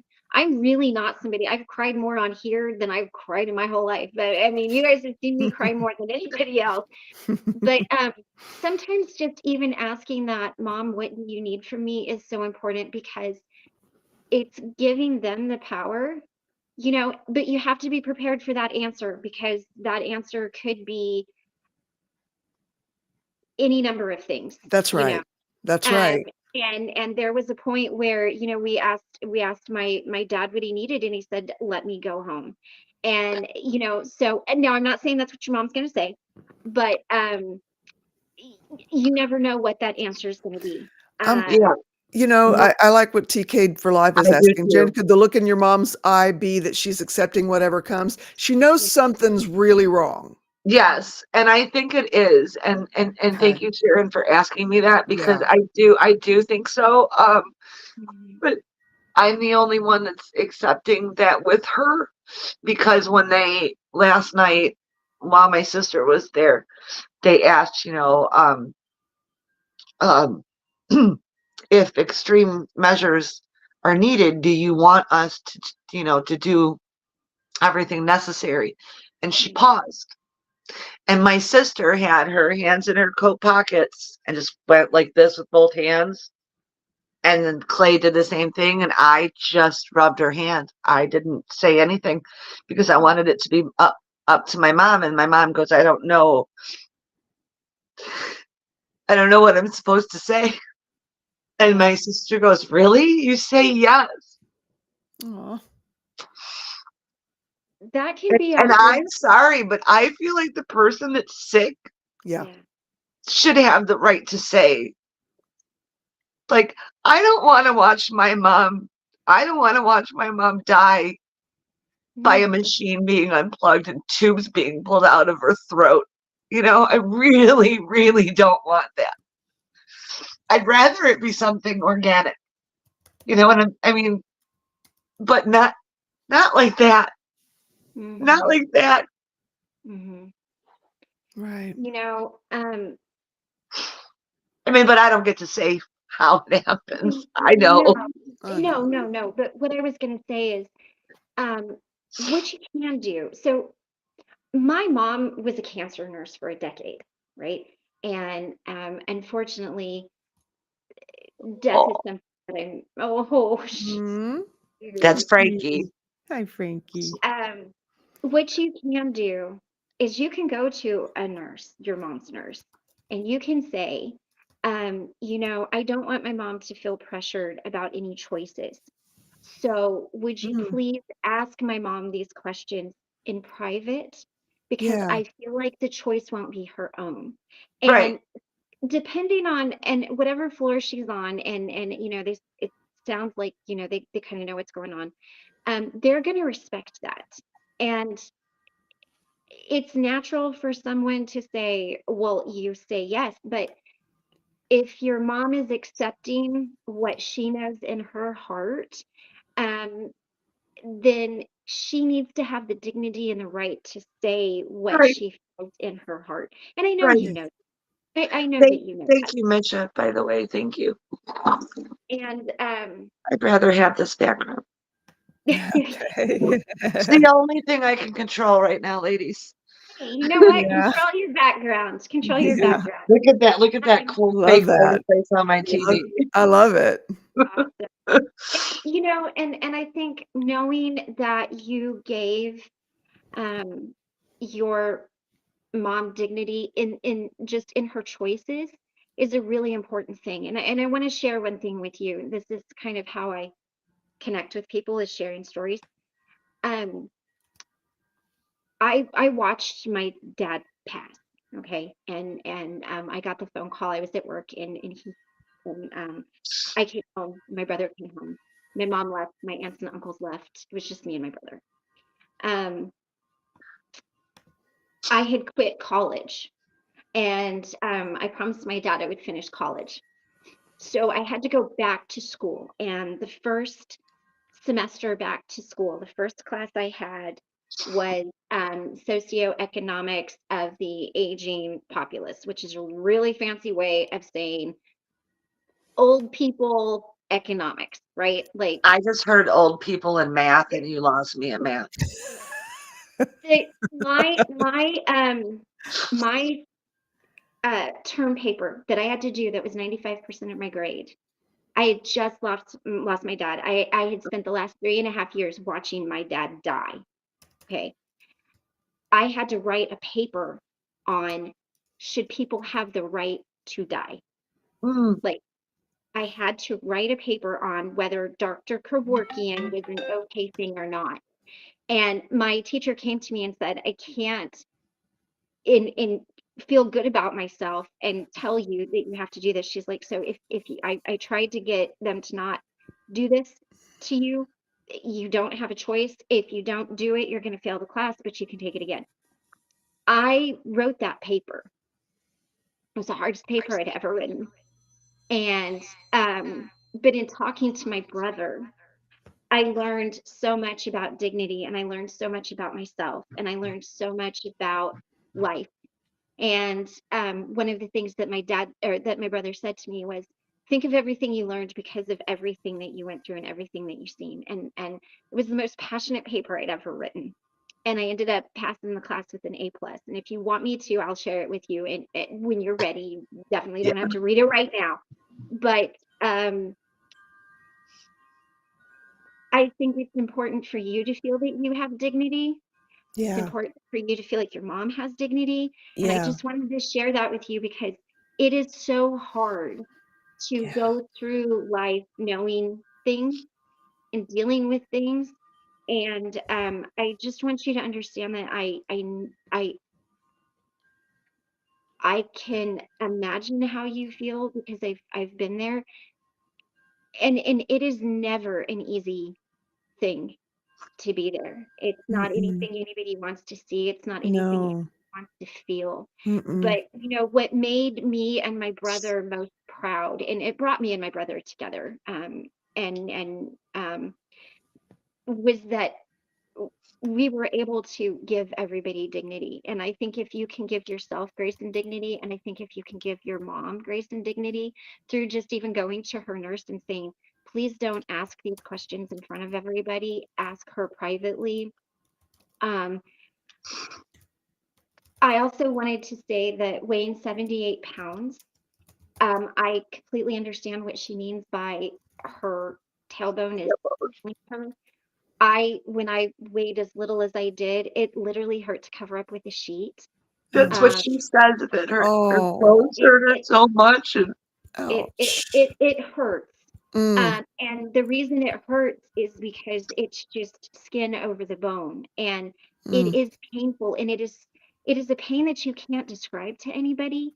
It's not comfortable at all. And I don't tell you that to upset you guys. no, Uh, you're you not. know, I have um, fibromyalgia, so I actually uh, do know what that feels like. uh, It's the most uh, similar thing to that feeling, you know.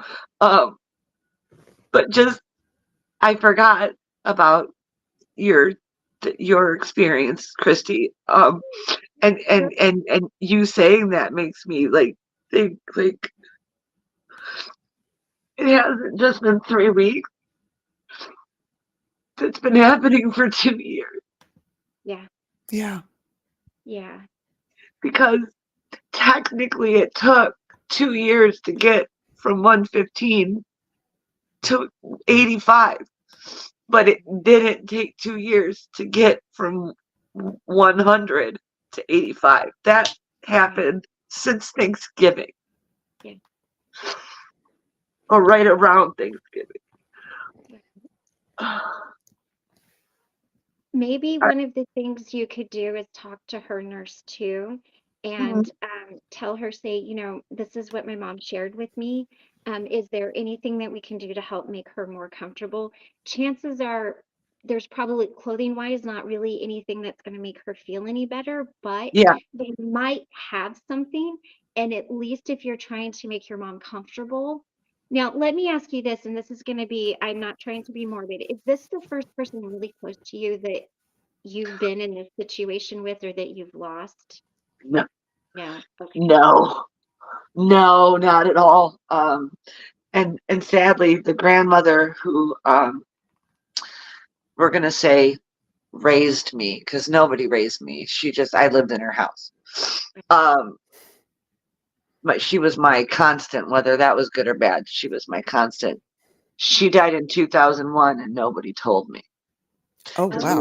we had a falling out at Christmas about family dynamics, and that she felt that she didn't want me to be at her very last Christmas. She went because she thought I'd start trouble with her sister's kids and their.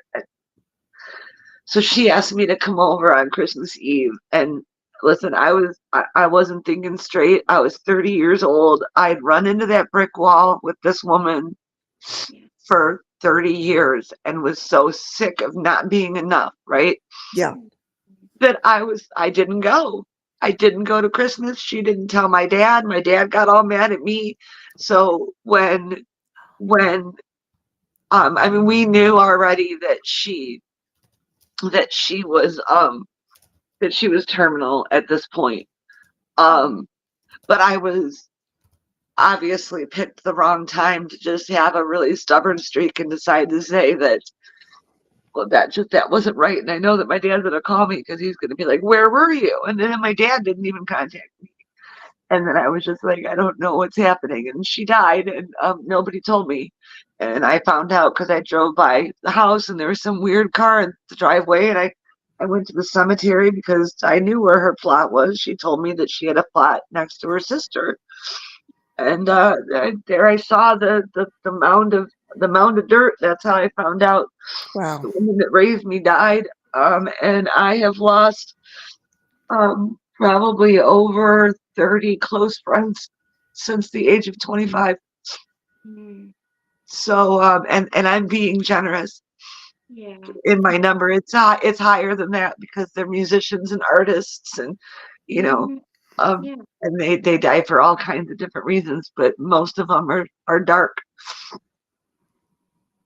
But no, this isn't. But these are my parents, and this is different because it's such a complicated relationship with each of my parents separately for separate reasons. But I adore them.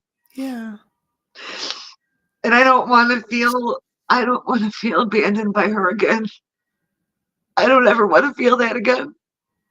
I've already felt it 3 times in my life. I don't want to feel it again because next time it's permanent. Yeah. And it's hard to admit that when you're in your 50s. Oh, yeah. Yeah. It is. Have you sat down and talked to her and just told her how much she means to you and how much you Yeah. love her? Oh, Good. yeah. Yeah. Oh, yeah. I've been doing it a lot lately and just in general. Like, I'll just text her for no reason and just say, I love you. Yeah. I love you. And then I joked last night when I walked into the emergency room that they had her in, and I was like, Mom, if you wanted to see me, all you have to do is text me and ask me to come over. And she giggled. But I could tell, that something was really wrong. Cognitively, she was better today, but I think that's because they got some food in her, a little bit of food Sure. for breakfast and a little bit of food for lunch. But it's something, and Yeah. I don't even know if they're, I might have to, not might, I'm going to have to talk to the doctor or the nurse tomorrow and mention that there's clearly a form of eating disorder because she's not, obviously she's not completely, well, she has this week completely not eaten, but she's kind of always been a picker when it comes to food. But these last couple years, could even be anorexia because she'll only eat so much and of only certain things, and mainly she lives off of coffee and caffeine-free Diet Coke. So, I'm sure her insides are, Yeah. all burned from the acid of that too. So, I mean, there's a lot of things that I'm realizing as I'm crying because I've been holding back like memories of her health issues by holding back my emotions. So now I know, thank you for this, because now I know that there are like 4 more things that I need to bring up to the hospital tomorrow when I'm in there. Yeah. Because if they're still continuing to struggle, I can be like, well, not in front of her, right? Yeah. But, out in the hallway and be like, this has been happening. Because, my sister would stand by me, but even my stepdad would be like, no, she's been eating. And it's like, no. And finally today he did say no, so he's coming along a little bit. Stubborn old Blaker. Well, and it's hard. There is a level of denial there when you see someone that you love going through that. You don't want to think it's that, and so No. you do. And I think those are very wise things. And I thought of something else when you were talking, and I forgot what it was. But um, telling them, oh, having the right to Hi, advocate, Christy. just advocating for her. There's nothing wrong with saying to a doctor what, I mean, you can be polite and Yeah, say, yeah. why did you not read the one from 5 hours ago? Right, That's a legitimate question, and you don't have to be hateful about it, but you right. can't say, now, totally get it in that moment. You probably want to just shake the out of I somebody wanted to scream at and her. Yeah. yeah. And but that's even something else. You could go back tomorrow or Yeah. whenever you go back next and say, it was a little concerning to me yesterday that the doctor came in and hadn't read this thing from 5 hours ago, but read this thing from an hour ago. What was going on? And there's a lot of medical reasons why that could have happened. That particular department could have been backed up. Yeah. She could have gotten busy with patients. The nurses could have gotten busy. There's a lot of reasons that could have happened, but you do have a right as patient's family to say, I'm just concerned about this. And again, doctors and nurses, CNAs, they're very busy. They're doing a lot of things. I know they're Yeah. always doing the best as they can, but you do have a right to bring it up. And and maybe then what that will do is the nurses, because nurses talk to other nurses, be like, she's on it. Yeah. And then and that gets a different response. Now, whether that's right or wrong is up for debate, but and make a list of things too if you need to Yeah. we go back so you don't forget. Right. And I'm just so thankful that you came on here and shared. I And just needed to cry. I just needed to cry, and Yeah. I was gonna wait, and a couple of my people are, one of them's in TKD's in here that reached out, and then I don't know if Ann Hummingbird is in here or not, but they both called me, and then another friend. So like I didn't give them a chance. I just thought, you know what? I feel like I'm gonna cry, and I'm like, I feel comfortable here to Good. not feel alone, like, Yeah. and make a little bit more sense than just like on a phone call, and you're just like, oh, that's I could try to keep myself composed enough to make sense of the words, even though every word hurts to come out of your mouth. I'm gonna cry again. Like, I'm really scared. I'm so scared. scary thing. Yeah. Like I know it's gonna happen. Period. Full stop. Yeah. To I just hope that it's not right now. Yeah. Yeah. Of course. Like I hope she's around to see Brielle graduate in high school. Hope that she's around to give her the car that they're buying her for her 16th birthday in August. Like we have things to look forward to, and I want to remind myself of that, even though I know I'm feeling things and communicating without words with my mother about certain things, but it doesn't mean that it's not possible to turn it around, that something couldn't That's right. just That's happen right. and spring in her and like Yeah. give her another few years at least. I wonder if even just some nourishment, her sickness may have just triggered something Mhm. that didn't want to eat. Maybe, I don't know if it was pain or, Oh, but I guarantee you pain had a lot to do with it, yeah. because when they gave her that Norco, which she had to, like, they had to cut in half for her and put in apple sauce to give to her in two bites because she couldn't swallow the pill. And but when that thing kicked in, it was like the first time I'd seen relief on my mom's face in probably 2 years. Oh, and I forgot to Wow. mention at the hospital in the bed, they have this little, it's a cushion, but it's got like a bunch of holes in it. Just, I think I don't know if it's called I don't know if it's called a body sore cushion or whatever, but they put that under her bottom Good. and Is it put with the kind that kind of yeah, deflates yeah, and yep. yeah, Yeah, good. and then they Yeah. put this foam on top, and then this very cushioned pad that's stuck on that. And my mom said that between that, the foam and the Norco, she felt the most relief. Oh, good. And still, because we, Yeah. everybody was in and out of there, and we were in there, she had a hard time sleeping. So I'm hoping that Mm. she's resting now. Yeah. I mean, if you're in constant pain, you can't eat, you can't sleep, it's understandable why she would feel the way she feels. If they can get her Absolutely. feeling better, could be a whole different ball game. Yeah, I mean, because Yeah. mind over matter, and if they even had a nutritionalist come in today, so yeah, I absolutely think it's possible that she could start to see and feel things and Yeah. have a little bit of hope. Yeah. Does she have any? Yeah. Does she have any sores in her mouth at all? From is she getting treatment like radiation or chemo? No, Okay. there's not any diagnosed cancer right now. Oh, She okay. is she previously had two different types of cancer.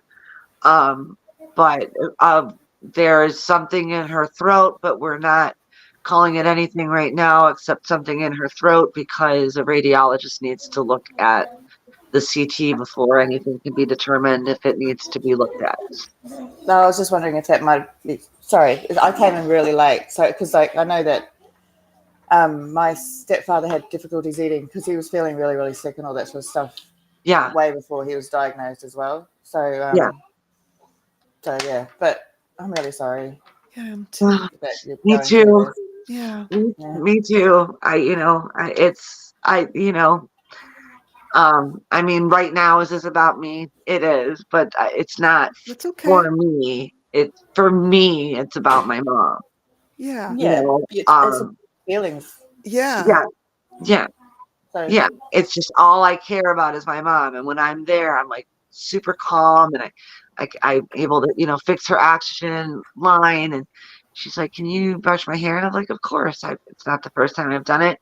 And she's like, "Well, be gentle." And I'm like, "Mom, I know," and I gently brushed her hair, and it was, that was a really nice thing, and gave her some chapstick because her lips were so dry and she Right. can't stand her lips being dry. Just Yeah. like gentle little things and helping her up and down from the bathroom, being Yeah. able to take care of her means a lot. And Yeah. as far as like the next time I'm going every day she's there. Every day that she's in that hospital, I'm going to be there. It's Yeah. no matter what, I Yeah. can't not go. Yeah. My sister's not going to be able to go much because her and my niece's schedules are very crazy. But obviously, I know that my stepdad will be there, as much as they'll allow him to be. He'll be there from 8 to 8. But then I can give him a midday break, and then it'd be really nice for me. I'm hoping tomorrow, maybe, if not tomorrow, Monday, to have some time alone with her because I haven't, because Yeah. then we can have a real conversation between us. Yeah. Because I mean, I love my stepdad and my sister, but I've known her longer than both of them. I mean, she was 20 when I was born, we grew up together, we know each other, Yeah. and there's a very special connection between us. And that's the first time I've said that in over 20 years. Wow. Yeah. Christy, there was something I thought of that I wanted to ask you if you don't mind. When you got really down and bad in weight, were you having oxygen saturation problems? Did you have to have oxygen? No, so when Okay. I was I mean, I'm just was grasping for straws. no, no, no. Now, was I oxygen deprived? Probably, Yeah. but I didn't go to the doctor for it. Uh, Is this Um, is this when you that was didn't eat? yes, yeah, I can yeah, say that I am oxygen deprived. My yeah. oxygen So I levels are mean, quite low. yeah, Hmm. it was probably a thing, but I didn't go to the doctor because if I went to the doctor, then I would have had to have admitted it, and then there was yep. like abuse stuff going on, and I just it was everything I had at that point. My mind was so screwed and my body was so broken that it was just everything I could do to get my kids dressed into school. Yeah. Um, so, but Christy, Cosmic seems to have answered the question. So I do think it was probably, I mean, it makes sense because your Yeah. body starts shutting down at a Yeah. point, Yeah. when it doesn't have the nutrients and things that it needs. Yeah. Um, Yeah, well, I so have the one that they put on you at the doctor's, and my watch also takes readings all the time, and my Uh-huh. oxygen levels have gone way low. They used to be at Huh. like 99, 100, and now they're down to 94, 93, which is not Oh, great. my mom was under 80. Yeah, well, And yeah, that's and under she's 80 on is supposed to 4 go to liters hospital. of, she's on 4 liters of it now. yeah. And every time they take it off, it drops like immediately. Wow. Yeah, But when I yeah. left, her blood pressure was normal for the first time since they took it at the house when they put Yeah, her I in, would they got her in the ambulance. I It would was say so low. there's probably a range of things going on there to Yeah, make it Yeah. like, I know. especially yeah. So because like I think under 90 is supposed to go to hospital. So Yeah, under 90 is really serious. It can cause Yeah. delirium, Yeah. Yeah, for yeah, your under mind 90. not Technically, think. they say under 92, but under 90 is dangerous. I didn't mean to interrupt you, well, Christy. I'm sorry.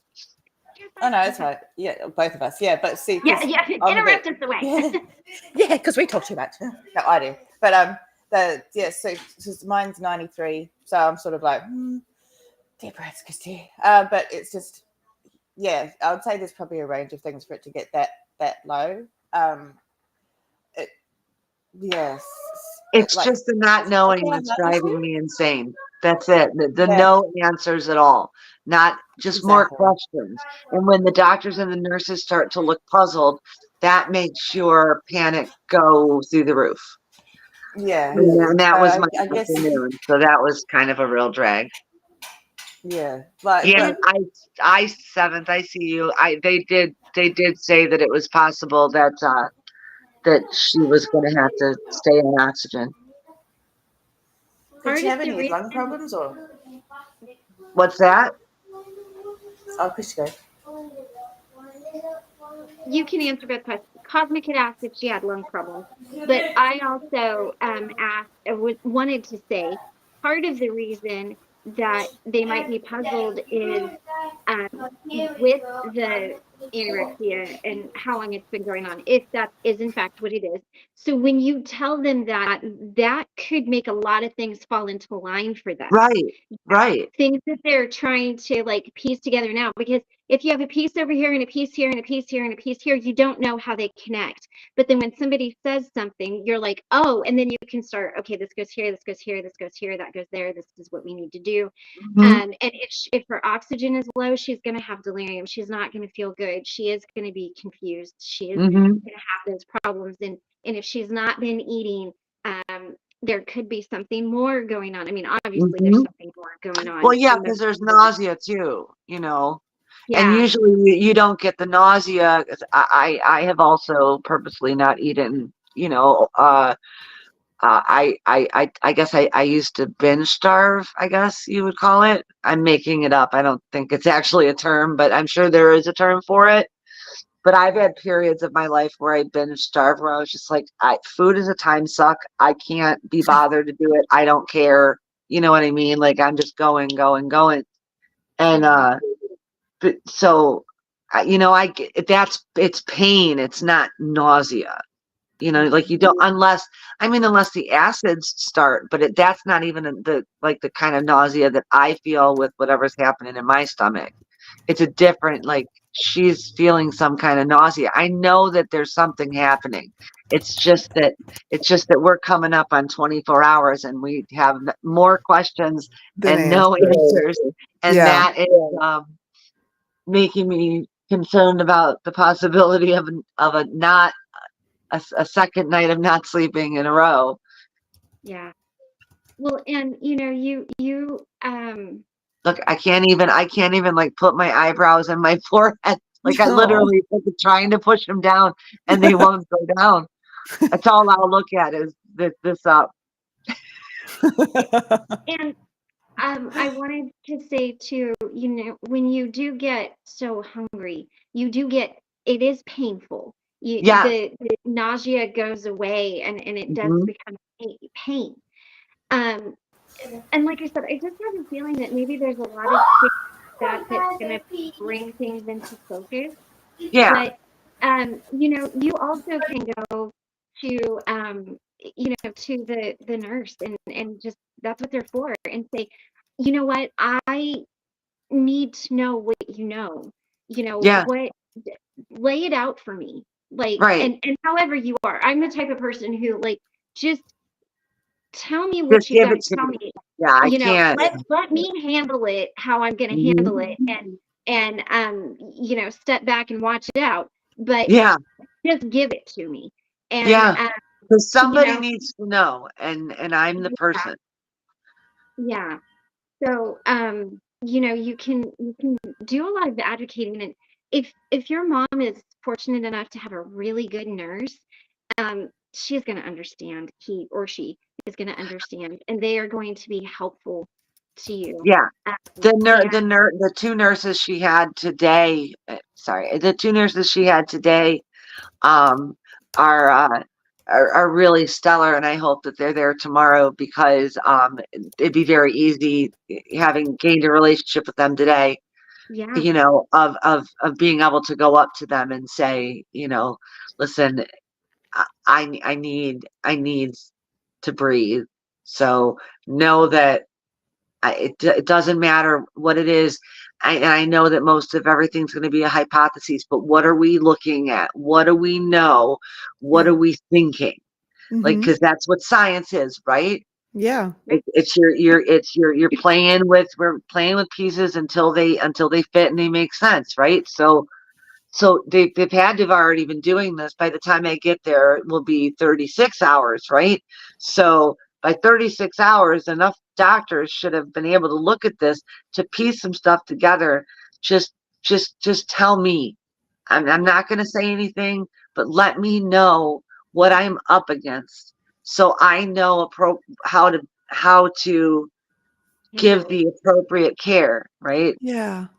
would You it make know, you feel better if you went back tonight and just I mean, is your anxiety going to be too much for you that you can't wait until tomorrow? Like, do you feel like maybe because you seem a lot calmer than when you came on, would it make you yeah, feel and better to go back I tomorrow? feel calmer, but the problem is that when I did come home, even like at 5-ish, that I was already so tired at that point, and I feel like the exhaustion would kick in, and Yes. then I could probably put myself in danger, and I'd rather not put myself in danger and end up, in the Yep. same hospital with her. Right. 'Cause that'd Well, be just very upsetting to my mother. right. Well, just make sure to write everything down. Yeah, we don't want you and your mom next to each other that way. Nope, it's not a good thing. Yeah, but No, write things she down and needs ask me questions. she needs me to take care of her, not make her more stressed out. Right. I do know that my sister always had a lot of difficulty whenever she went in front of the doctors. She'd either, just because, one, it was a very stressful situation, and two, she was sometimes bombarded with so much information from the doctors that she would lose whatever questions she would get. And to be fair, she was also alone. And yeah. So writing down whatever questions, and also maybe recording, like on your phone or whatever they say, so you can Oh, listen yeah. back. Yeah, good idea. Voice recording. Yeah, I do voice recordings a lot when I don't have anything to write on. Yeah. I think I'm going to take the idea of writing the questions down, because I think that might prompt me to write some things down, in my journal, which I think would probably be a really good idea for me right now, to kind of unload and leave stuff. Thank you, Ben. And I'm sorry that I made other people call you that. I didn't make them do anything. They just want to be as cool as I am. Oh, I just made it funny. Oh, I'll be honest. I took like a quarter of a gummy to relax me, because I didn't want to take my anxiety medicine. I'm trying to kind of phase those down. So, No judgment. so I am calmer partly. And so that would be the other reason I wouldn't want to drive, is because even just a little bit of a gummy, Yeah. with the way other people drive, I just don't trust it. But yeah, I'll do it first thing in the morning for sure. I'll write all this stuff down when we get done. And I'm so grateful to you guys for having scheduled this when you did, because it was the exact moment I was able to release it. Right on. It was like this great serendipitous moment. And I don't mean to use fancy words. I know that that's just a happy accident, but it just happens to be one of my favorite words. And yes, it is one of my favorite words because of that movie, Serendipity. That was an amazing movie. But yeah, I love the serendipity of actually just coming across to people, because I know that we got our fellas too.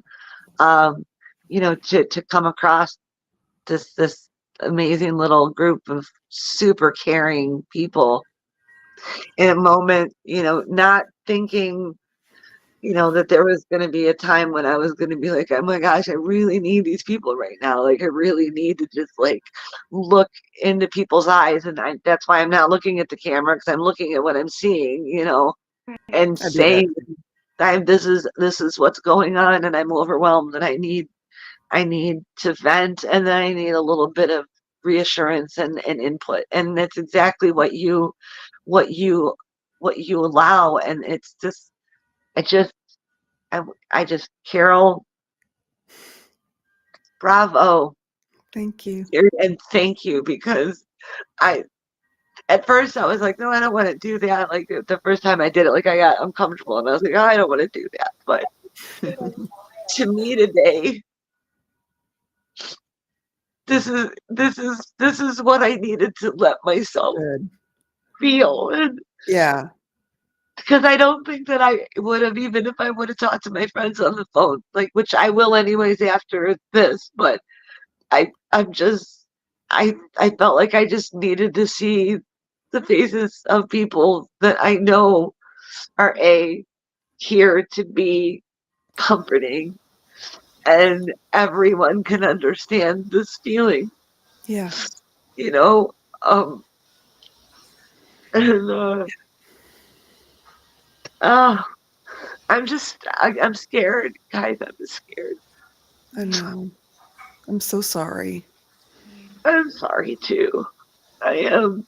I'm sorry, and thank you. I mean, I will take that. Thank you. I'm working on it, but I'm just, I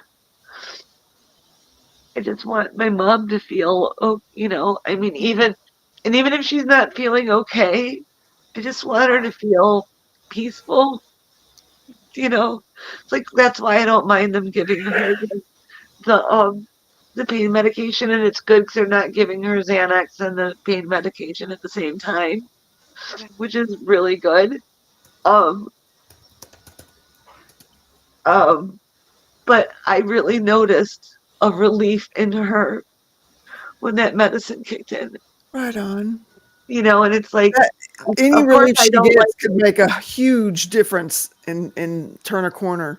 Yeah, because You I know? mean, and these are the moments when those those drugs, those class of drugs is a blessing. Yeah. In my heart, 99% of the time they're awful.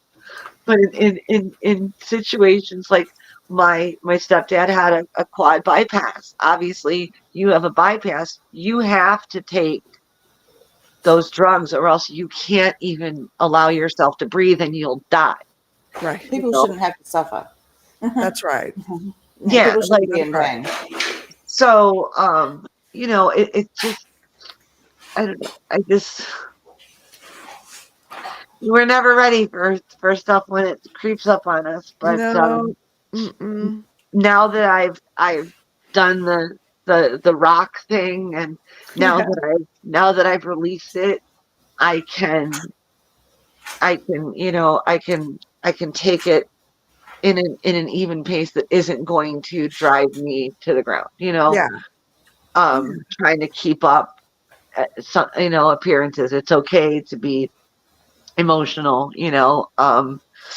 I'm sure that they're kind of like wondering why I'm like so, you know, and I'm not robotic or anything, but I'm Some people are better in a crisis than even. others, you know? Well, I handle chaos better because what happens is due to my CPTSD, which is so much fun to say.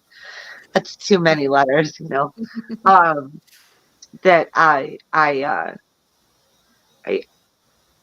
I feel too much, Yeah. So like I'm also an empath, so I absorb the feelings Overwhelmed. of Hmm. others, and it's exhausting, and I've learned ways to release it. This is becoming one of those ways because my other ways haven't necessarily been working lately. But what do we got? Yeah, I mean, Hmm. there are times when And it's completely necessary, and it's just I don't know. But and for me, I feel like these 5 milligram Norcos, or I don't know if it's 5 or 10 or whatever it is, but it gave her such relief, you know, that for now at least, maybe that's what we need, is to take that pain away, get some food in her, yeah.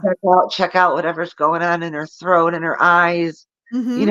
and then might be able to build up her strength, you know what I mean? Yeah. And it might Yeah. not be up to her. She might just be too strong to leave us. Yeah. Right on. My little mommy is a warrior, trust and believe that. Right on. An absolute warrior. She is the strongest woman that I've ever known, and she is just a 5 foot, green-eyed, left-handed leprechaun. Born on the 4th of July, and that's a true story. She's my little green-eyed Irish mommy. Uh, Yep. yeah. And I am so grateful that I had more time in a healthy, loving relationship with her Right now on. than I haven't. And I was afraid for a long time I wasn't going to be able to say that. Yeah. I didn't realize that there would be a time when I could say, I've had more good memories and years with my parents than I had bad.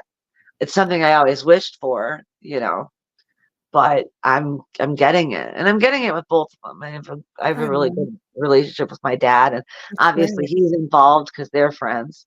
Okay. Anyways, I don't mean to babble. No, no, you're fine. You needed a meeting. It's all right. There's no I such need thing it. as there's no such thing as babbling here. Okay. Sorry, I was kind of oh, thank you. I love you guys. Um I yeah, I've been through it with her. I saved her life when I was 14 years old. Wow. Saved her life from an abusive man and almost was killed in the process. I was 14. Wow. And then yes, that is one of the reasons I ended up in a troubled teen industry um break the children program. Wow. Yeah, don't worry though. We are on a path. We are on a path, and we're going nationwide in the fall because Okay. the Unsilenced Network was picked up for a reality entrepreneur show, but it's not like a Shark Tank kind of thing. They're choosing like educational things like Unsilenced and the troubled teen, exposing the troubled teen industry. And we don't know, they haven't announced anything yet, but we don't know what the other ones are. But I imagine you're gonna see fatherhood initiatives, or generational, getting over generational poverty, stuff like that. But our little movement of survivors of the troubled teen industry, and especially the three of us that have social media pages about it, or the four of us that have, it's gonna be time to like really pick up my game, so that I can know all the things, not just the stuff that I'm still learning after a year. There's a lot to learn, but Mhm. yeah, no, I guess I'm okay because I changed the subject. So Right I think, on. I think I'm okay. Yeah, I thank you all for this meeting. You're very This welcome. I'm was so glad so needed. you look like you're feeling better. That's good. Yeah. Yeah. Maybe you Yeah, can get some good sleep from this vantage point. yeah. I think I've got this cool little thing going on the TV. I think I'm gonna just turn the overhead light Yeah. out and lay on my heating pad and just Mia stare at that. commented about them. There's a lady Yeah. on the screen who's got a rainbow fire. Isn't that great? Yeah. That's Yeah, I I my love love that's it. my that's my television, and it's Yeah. it's Oh, a she can't hear YouTube you page. though. Yeah, she can't. I love those I've got it. screen things with YouTube. They're some Yeah, neat I ones. love it. There's one with I've beta. watched that one too. There's one with beta fish, and their fins are so beautiful, and they look like feathers, and you just get lost in them. So maybe you know what, I'm gonna put that in the YouTube page of our Discord server for anyone that's interested in that, for calming and relaxing, Right because it on. really I'll does put some work of the for ones I me. watch as well. Yeah, because I listen. I've got one on right now. It's always under. I always have a low base of binaural Yeah, beat going on in my house. If I yeah, can yeah. keep everyone calm, me mostly. All right, Okay. I think I have to get some food in me and get my thoughts written down, but I want to thank every one of you You're welcome. for being here for Thanks me. for coming on and for trusting us with this. Well, It's a big one. thank you for making it feel so warm and comforting. It's wonderful, and it's the best group therapy I've ever done. Oh, well, thank you. And Take care I of do, yourself, and I do. caregiver. You are important to your family and to me and your friends, says I, Kenneth. Thank you. Oh, I appreciate that. You are.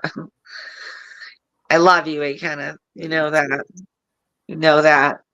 Oh my gosh. All right. I'm gonna sign off. I'm sending all of you love, and I will update. I'm gonna find something out tomorrow, period. Full stop. So I will, if I can't catch in the meeting, I'll put on one of our groups or whatever, an update of what's going on. And Okay. Yes, because I please. know now I've got more people, Yeah. and people that are prayer warriors. I'm totally down for it, because she's a prayer person. So Right on. Right. for her, I am a prayer person for my mother. Right on. All right, everybody, have a wonderful night. You too. I appreciate you all listening and being here. And Yeah. thanks Love you, again. Jen. Night. Bye. Bye. Well, how are you, Cosmic? All right, house full of kids. Well, there's three of them. Yeah. I've been, yeah. Little humans running around. Yeah, yeah. Robbie's trying really hard to get on screen. I'm like, I'm not sure your parents will approve. So, yeah, no, but it's cool. It's really nice actually having the house full, because it's generally not like, well, Mia's here some weekends and all that stuff, but it's different. Right. Right. Yeah, so it's nice. So we might be going to the beach today. It's pretty overcast. I'm not sure. I want to go fishing. So, but yeah. I So never was everybody- big on fishing, but the beach, I love the beach. I love fishing. I grew up in New Zealand, grew up foraging, eating pippies and kina off the beach. Well, we had to go pretty much Wow. off the beach, but yeah. Yeah. Nice. Yay. Nice. Well, Yeah, good. we'll just see. It just depends on the weather and how the kids are going and all that sort Yeah. of stuff. So, Yeah. yeah. Well, if you can do it, you should totally do it. Yeah, I want to go. I want to go fishing more than anything. I'm dying to go fishing. Right. So yeah. So yeah. Yeah, But and how's do you have a everybody? certain kind of fishing that you like to do most? Anything that catch fish. I like Okay. to eat the fish. Yeah. I'm not there for the sport. I'm there going, I'm gonna eat you. Ban. Yeah, so do whales. True. Yeah. Oh, my Lanta. Yeah, well, just imagine what's happening in your drinking water. Get a filter. Ew. That's why I buy bottled spring water. I will pay whatever price for it. It comes in a jar. Yeah, I've got a big bottle on the bench. I know because I can smell the chlorine whenever they do the chlorinated water. But yeah, no, Well, it's yeah. But has do we- everyone had a meeting today? Yeah, I definitely have. I don't feel like they have. How Yeah. about you, Cosmic? Yeah. Good. Everybody in the Good. chat good? Was Yay. a good meeting today. It was a good meeting. It's always Even if it's they, always good when you can be helpful. Even if you just listen, like yeah, Sometimes that's the best help you can give is listening. Yeah, absolutely. Well, did we want to do some breathing and meditation, or do we need to just kind of say bye and go? What's everybody? Well, it is getting dark here. It's been Yeah. cloudy all day, so when the sun sets, it's like instant dark. Yeah. Well, then in that case, because I do have a couple people who bought some more stuff from me, so we'll just end with a huzzah Huzzah! and kiss, and I think that's good. And I'll see you all tomorrow. So good night, everybody. Huzzah! Conquer your world. I love you too. You guys take care. You too. Good night. Thanks, you guys, so much. What a wonderful meeting. You guys are an awesome community. I love each and every one of you, and I'm thankful for each and every one of you. I guess I'll see you next meeting, and until then, peace, y'all.